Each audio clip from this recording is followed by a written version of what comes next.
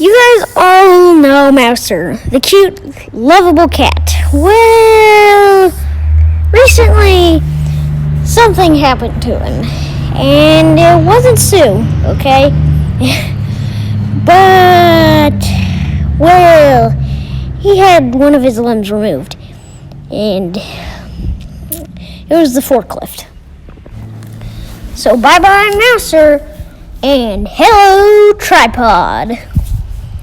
Well, at least that's what I'm calling him now. So, yeah.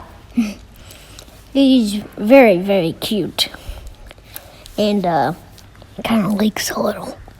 So, he had his leg cut off, removed, and they, neutered him. Which I've never seen a three-legged cat before. So long live Mouser, and subscribe for more videos.